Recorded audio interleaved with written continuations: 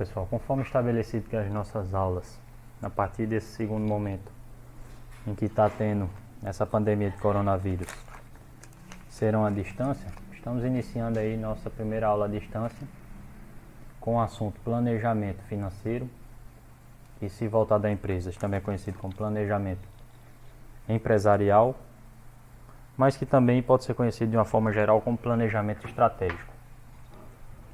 Conforme a gente viu nas aulas passadas, planejamento consiste no conjunto de medidas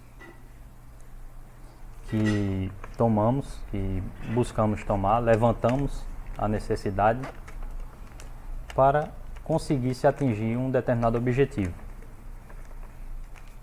Nesse sentido, a gente viu exemplos, por exemplo, voltados a finanças pessoais.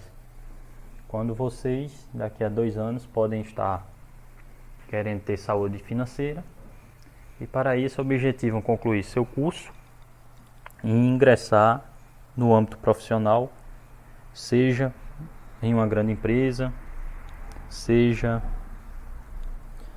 no setor público ou ainda com uma empresa própria, empreendendo. E para isso vocês precisam levantar um conjunto de medidas e também custos que vão ter e como vão financiar esses custos para poder cumprir com esse objetivo. Bom, quando a gente fala de empresas, chamamos de planejamento empresarial. E vimos que esse planejamento empresarial ele passa necessariamente por algumas etapas. A gente viu isso quando estava falando do exemplo pela manhã da lanchonete Empadas de Paloma e quando à noite falamos lá da empresa de segurança eletrônica do Vitor. Esses 2 exemplos aí de projetos que esses alunos querem tocar aí mais à frente. Bom, e a gente viu que então que tudo inicia, do ponto de vista de uma empresa, de uma ideia de empreendedorismo. Quando você não tem ainda uma empresa estabelecida e pretende estabelecer uma, e aí precisa pensar no que vai abrir, por exemplo, a lanchonete de Empadas e a empresa de segurança eletrônica.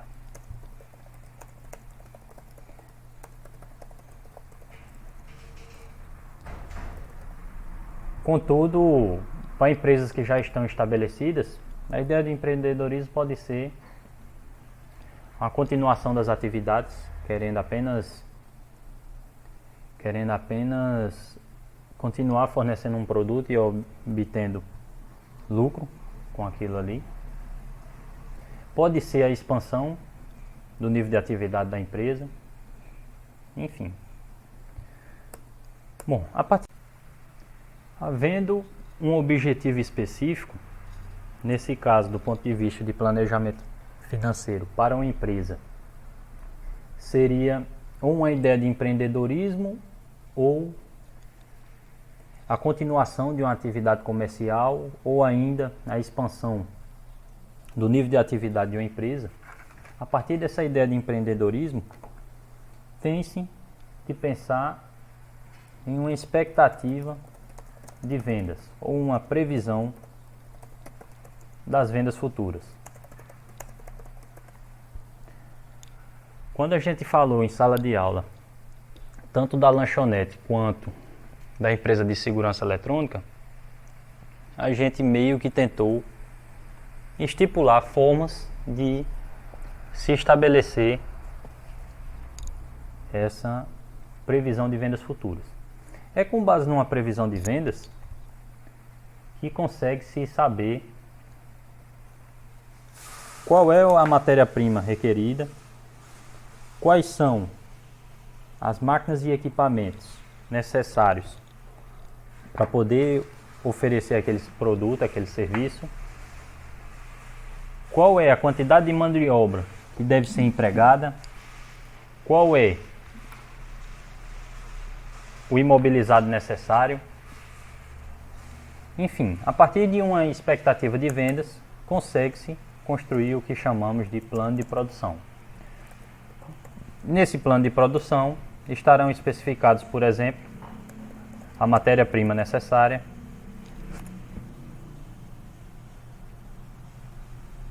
mão de obra requerida, imobilizado, máquinas e equipamentos, etc. E obviamente que tudo isso gera custos produtivos e também despesas. E essas irão requerer uma fonte de financiamento. E também vão informar a respeito de dinheiro, necessidade financeira para cumprir com as obrigações. Bom, tendo-se uma ideia de empreendedorismo, um objetivo a ser cumprido. A partir daí, realizando-se uma previsão de vendas ou previsão de faturamento com aquela ideia. Estabelecendo-se a forma como que vai ser produzido aquele bem ou serviço. Pode-se então projetar a expectativa de lucro. Pode-se então elaborar demonstrações pro forma do ponto de vista de apontar lucros ou prejuízos, similar ao que era a DRE, sendo que a DRE, demonstração de resultado do exercício, é elaborada para períodos anteriores, para períodos passados, enquanto uma demonstração pro forma de resultado é uma demonstração projetada. E além dessa demonstração pro forma, pode-se elaborar as necessidades de financiamento da empresa, também conhecido como orçamento de caixa, que é similar ao que a gente viu anteriormente, o relatório de demonstração de fluxo de caixa, sendo que agora projetado a partir de uma previsão de vendas para um período futuro. Obviamente que não se sabe se essa empresa inicialmente irá operar em lucro ou prejuízo, ou se irá operar em prejuízo por um certo período, e além disso, tem-se um investimento inicial que irá ser realizado com base nesse levantamento de matéria-prima, de mão de obra, de imobilizado, de custos e despesas que serão requeridos para a abertura dessa empresa e para o funcionamento da mesma. Então, é necessário que se tenha um plano de financiamento e, caso a empresa esteja em situação de expansão das atividades, um plano de reinvestimento. Bom, além dos relatórios de demonstração de resultado pro forma e de orçamento de caixa, também em conjunto com o plano de financiamento pode-se elaborar o balanço patrimonial pro forma, que mostra como o patrimônio da empresa vai evoluir entre ativos e passivos para um período futuro, dadas as expectativas que se tem. Mas como esse é um relatório que é oriundo dos outros dois, e é nada mais nada menos que o balanço patrimonial com os novos valores, não iremos focar em como elaborar esse relatório nessa etapa do curso. Bom, iniciando a demonstração do que é um orçamento de caixa, como elaborar o mesmo, vamos aqui para o que está lá nos slides e que segue rigorosamente o livro do Gitman. Bom, o orçamento de caixa é uma projeção que mostra as entradas e saídas de dinheiro da empresa. Bom, se está em abundância, a gente chama isso de superávit, e que significa muito dinheiro em caixa.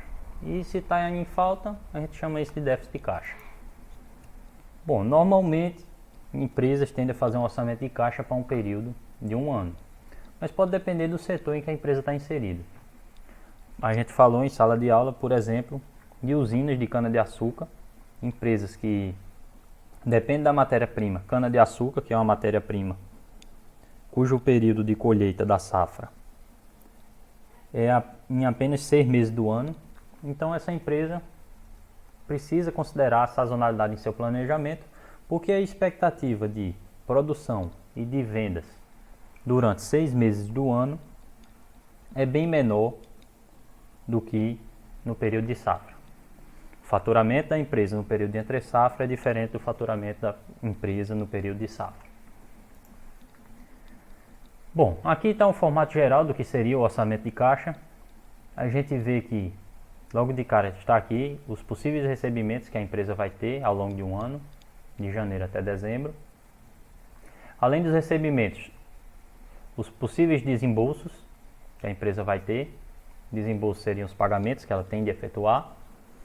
Bom, da diferença entre os recebimentos e os desembolsos, tem-se o fluxo de caixa líquido para cada período. Para janeiro, por exemplo, seria esse XXB, enquanto para fevereiro seria esse XXY.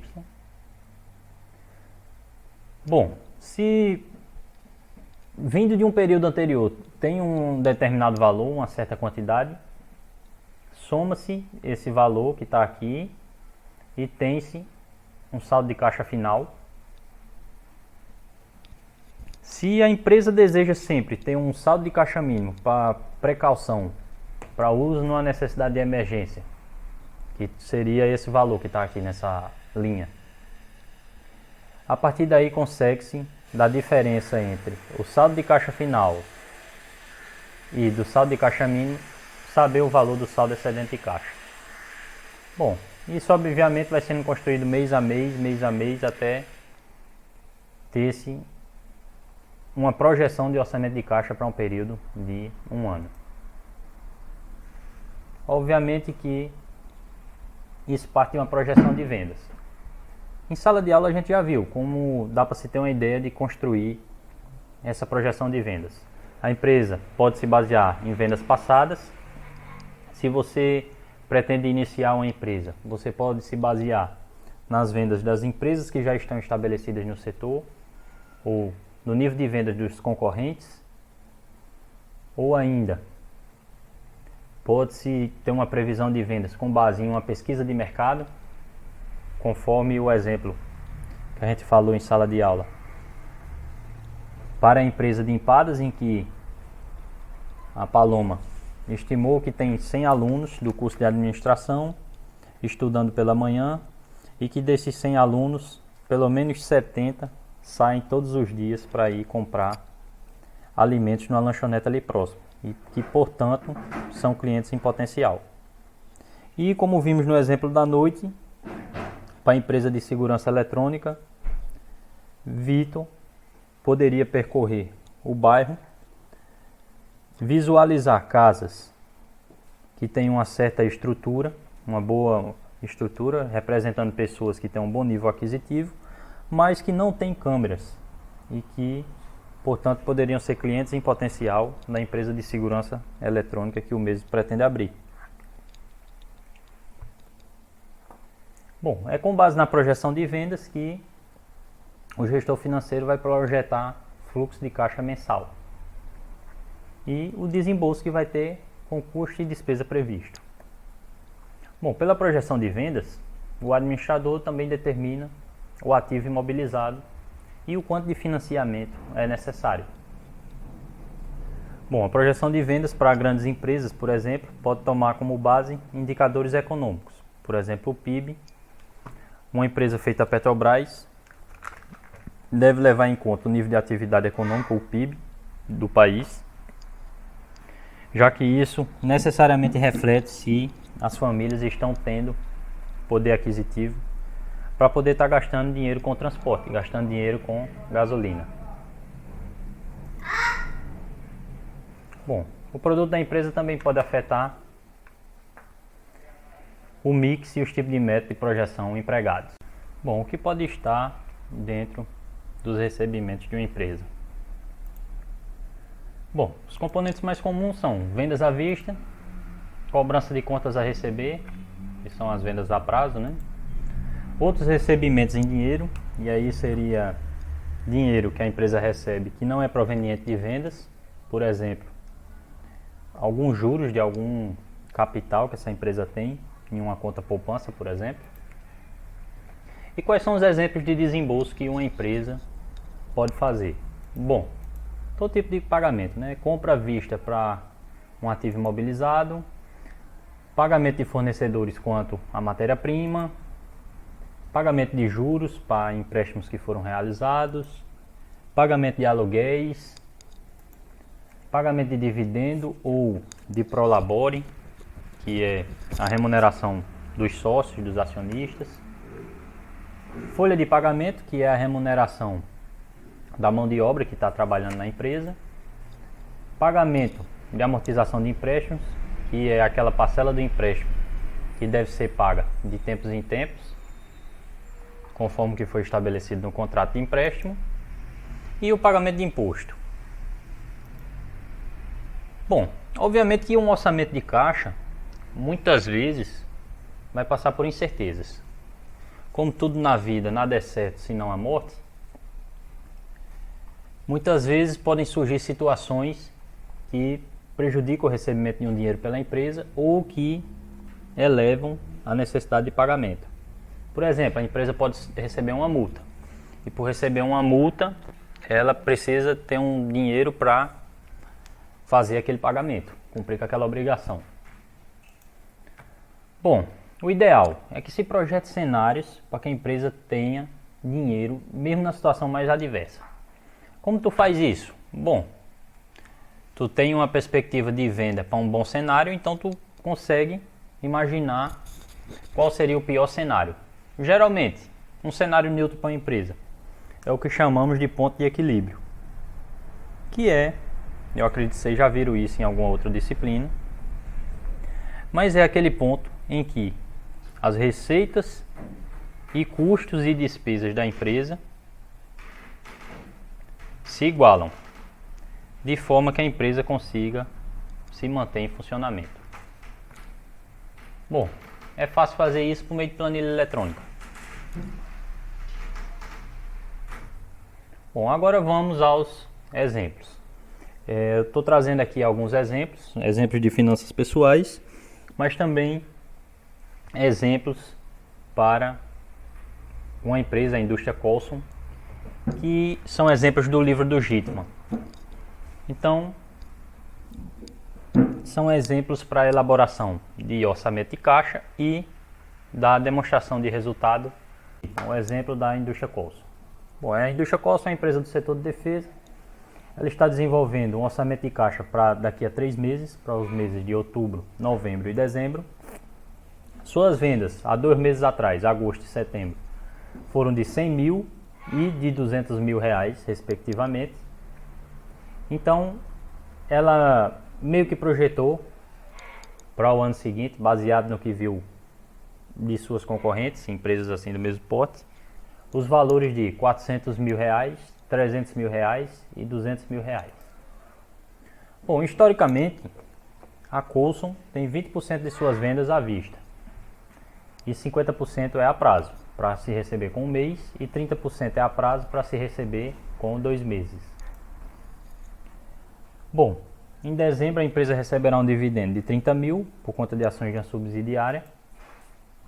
E como 50% das vendas do mês corrente são recebidas no mês seguinte, os recebimentos de contas a receber a 30 dias apresentados para setembro representa 50% das vendas de agosto. Para outubro, representa 50% das vendas de setembro e assim por diante. Quanto às vendas realizadas com prazo de pagamento em até 2 meses, tem-se que se 30% das vendas é recebido com 2 meses, então os recebimentos de outubro representam 30% das vendas de agosto e assim por diante. Bom, outros recebimentos daria aí todos os valores que são provenientes de fontes que não são as vendas. Bom, como seria então o cronograma de recebimento da Colson? Para vendas à vista, sendo elas em agosto representadas por 20% do que está previsto de venda em agosto, então foi 20 mil. Para setembro, se as vendas à vista são 20% do que foi vendido em setembro, então é um valor de 40 mil. Como da venda de agosto, a gente sabe que 50% foi vendido com um prazo de pagamento de um mês, aqui em setembro, esse valor vai ser recebido, esses 50 mil reais, que representa 50% da venda de agosto, está sendo recebido aqui em setembro. Quando a gente olha para o mês de outubro, como já fazem 2 meses em relação a agosto, então tem-se aqui um valor registrado, 20% das vendas à vista, ou seja, 20% de 400 mil, que dá 80 mil. Tem-se um valor que representa 50% das vendas do período anterior, que é o que está para se receber com 30 dias, que é 50% de 200, então é 100 mil. E tem-se um valor que representa 30% das vendas de 2 meses antes, ou seja, 30% das vendas de agosto, portanto, 30 mil reais. Dessa forma, o total de recebimentos no mês de outubro é de 210 mil reais. Você nota que ele está constituído por recebimentos à vista e recebimentos que são percentuais. Esses dois recebimentos aqui são percentuais de vendas feitas em períodos anteriores. Aqui, percentual de uma venda feita há um mês atrás e aqui um percentual de uma venda feita há 2 meses atrás. De forma análoga, se preenche as informações para novembro e para dezembro relativas a esse cronograma de recebimento. Bom, pessoal, vamos aqui ao exemplo da indústria Coulson, que é um exemplo que está lá no livro do GIP. Bom, a indústria Coulson reuniu os dados a seguir para elaborar um cronograma de desembolso para os meses de outubro, novembro e dezembro. Bom, de compras, a empresa tem que as compras correspondem a 70% de suas vendas. Desse valor, 10% são à vista, 70% é no mês imediatamente após a compra e os 20% restante ele tem que pagar com 2 meses. Quanto ao pagamento de aluguéis, paga-se mensalmente 5 mil reais. Quanto à folha de pagamento, paga-se mensalmente 8 mil reais e mais um acréscimo de 10% como comissão, que é relativo a 10% das vendas mensais. E de pagamento de imposto em dezembro deve ser pago 25 mil. De dispêndio em ativo imobilizado, em novembro serão compradas máquinas no valor de 130 mil. Quanto ao pagamento de juros, é devido em dezembro um valor de 10 mil reais. E para pagar dividendos serão pagos em outubro 20 mil reais. De amortização de empréstimo será pago em dezembro 20 mil reais. Dessa forma, colocando tudo isso, listando tudo isso, todos esses pagamentos que deverão ser feitos até chegar em dezembro, tem-se esse cronograma de desembolsos aí. Bom, você percebe que aqui no que está de compras à vista, sendo compras à vista 70% do valor das vendas, 10% do valor das vendas, então está aqui de compras à vista o valor de 7 reais. O vendido foi 70 mil e compras à vista foi 7 mil.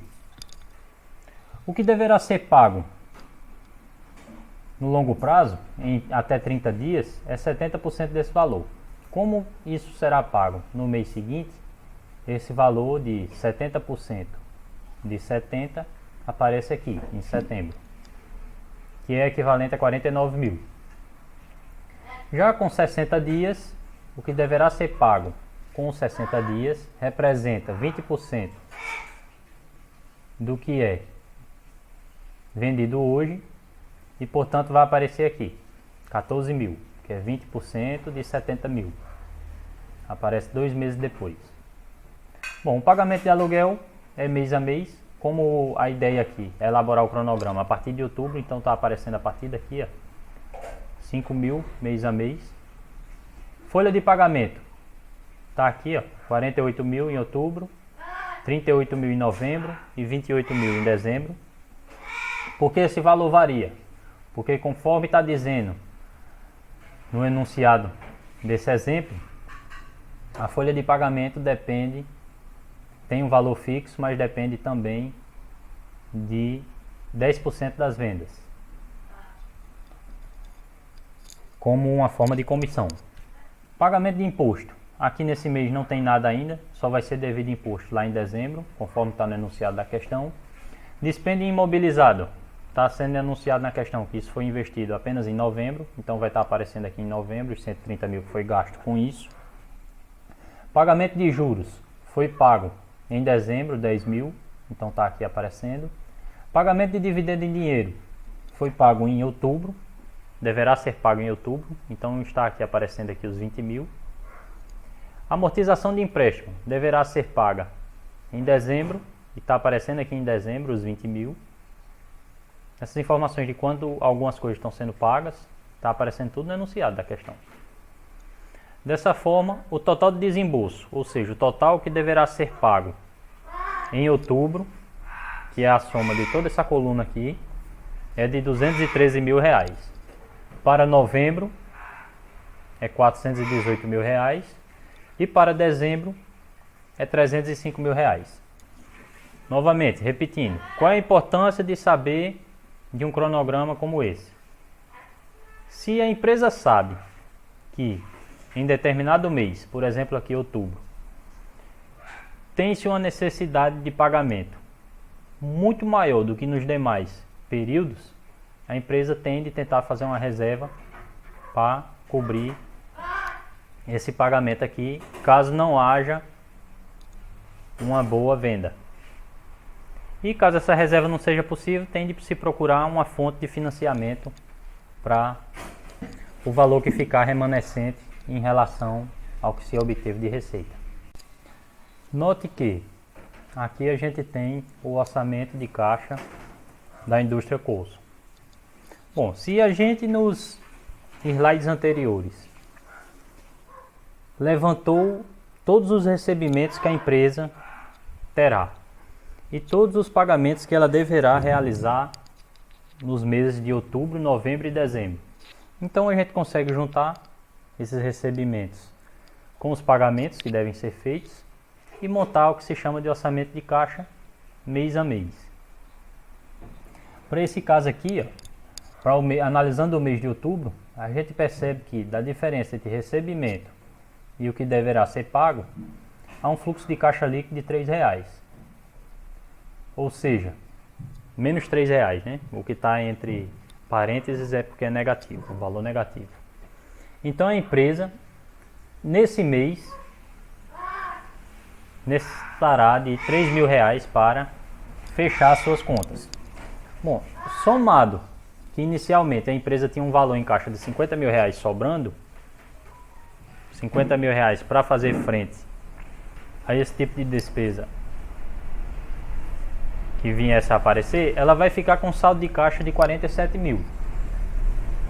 Bom, se ela considera que deverá ter sempre um valor mínimo de 25 mil em caixa por precaução, isso vai fazer com que no primeiro mês ela tenha um excedente de 22 mil reais. Bom, se esse valor fosse negativo, não fosse positivo, então iria aparecer aqui como bancos a pagar ou financiamento total necessário. Porque se é um valor negativo, mostra que a empresa, para fazer frente às suas obrigações financeiras, necessita adquirir um empréstimo, geralmente por meio de um banco. Quando a gente analisa os meses de novembro e dezembro, a gente vê que isso ocorre. A empresa, ao final do mês, tem um resultado negativo e esse resultado negativo mostra o quanto a empresa deverá financiar por meio de um empréstimo. Para novembro, esse valor é de 76 mil e para dezembro, esse valor é de 41 mil. Sabendo que a empresa Indústria Coulson obteve como saldo excedente de caixa no mês de outubro 22 mil reais, como saldo excedente de caixa em novembro, na verdade foi negativo, né? Ela precisa se financiar em 76 mil reais em novembro. E no mês de dezembro, a empresa Coulson precisa se financiar em 41 mil reais. a gente pode proceder para uma análise do orçamento de caixa de uma empresa. Bom, aqui está basicamente resumido aquelas informações do final de cada mês. Em outubro, em caixa tinha 25 mil, de títulos negociáveis 22 mil, bancos a pagar 0. Referente a novembro, em caixa, os mesmos 25 mil, isso aí é aquela reserva que a empresa sempre tem. Títulos negociáveis é 0, agora bancos a pagar é o valor de 76 mil. Já para dezembro, esse valor de endividamento da empresa cai para 41 mil. A gente consegue observar o quê? Que a empresa, de acordo com a projeção, daqui a 3 meses vai ter um saldo negativo, um endividamento de 41 mil reais. Dessa forma, o administrador ele precisa tomar providências para que lá na frente consiga financiar esses valores, dada essa previsão de vendas que ele projetou para esses 3 períodos seguintes. A quem tiver interessado, quiser ver com um pouco mais de detalhamento a projeção de cenários, você pode olhar essa tabela, esse exemplo lá do Gitman, quanto à projeção de cenários. Ele apresenta lá para os meses de outubro, novembro e dezembro uma previsão pessimista, uma previsão mais provável que ocorra e uma previsão otimista. Obviamente que no cenário pessimista tem-se um cenário em que as contas apenas se equilibram. É o cenário de ponto de equilíbrio. Num cenário mais provável, ele já pressupõe que vai ter um saldo excedente de caixa, uma variação positiva no montante de dinheiro que a empresa tem. E no otimista, esse valor é maior ainda. Bom, quem quiser maiores detalhamentos a respeito de como ele montou esse cenário, está lá no livro. Não vou me estender nessa parte, porque é basicamente o que a gente já faz, já aprendeu para fazer para esse cenário aqui mais provável. Já vimos aqui nos demais vídeos. E apenas modificando uma projeção, uma expectativa de venda para que modifique todos esses outros valores aqui. Bom, o foco dessa aula mesmo é a construção de uma demonstração do resultado pro forma. Bom, como eu falei anteriormente, a demonstração de resultado pro forma, ela apresenta, ela mostra o resultado da empresa para um período em que as vendas estão sendo projetadas. Bom, o método mais fácil de desenvolver, de elaborar essa demonstração de resultado pro forma é o percentual das vendas. Então, projeta-se as vendas da empresa, uma expectativa de vendas. A partir daí, lança-se o restante do resultado como uma porcentagem das vendas que foram projetadas. Vamos ver isso com mais detalhamento para entender melhor. Bom, usando valores em dólares americanos extraídos da demonstração de resultado da Vectra para o ano 2009, esse exemplo é também um exemplo lá do livro do Gitman. Vemos que as percentagens são: o custo de mercadoria vendida em relação a vendas é 80%.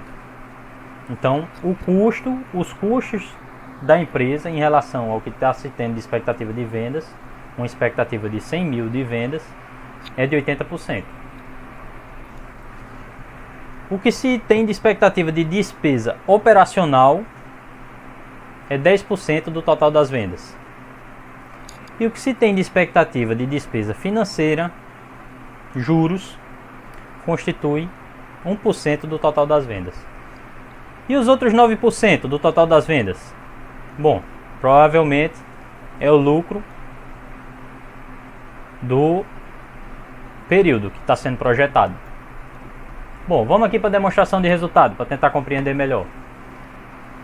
Bom, baseado nos valores de 2009, ele projetou para o ano seguinte a seguinte demonstração de resultado para a empresa Vectra. A receita de vendas projetada foi de 135 mil. Então, essa empresa, a Vectra, espera que no ano seguinte, no ano de 2010, ela tenha uma venda de 135 mil. Supondo que os custos dessa empresa para adquirir as mercadorias que ela vai revender é de 80% do valor das vendas, então o custo foi de 108 mil, de forma que o lucro bruto da empresa foi de 27 mil. Foi de 27 mil reais. Bom, se tira-se disso a despesa operacional, que é 10% do valor das vendas, ou seja, 10% de 135 mil, que retorna 13.500, tem-se o lucro operacional, cujo valor é 13.500. Se desse lucro operacional eu ainda retiro a despesa financeira, que é 1% do valor das vendas, ou seja, R$ 1.350, eu vou ficar com o lucro líquido antes do imposto de renda de R$ 12.150. Supondo que a alíquota de imposto de renda é de 15%, 15% então em cima desse lucro retorna, desculpa, eu voltei o slide sem querer, 15% em cima desse lucro retorna um pagamento de imposto de R$ 1.823. Daí o lucro líquido depois do imposto de renda é R$ 10.327.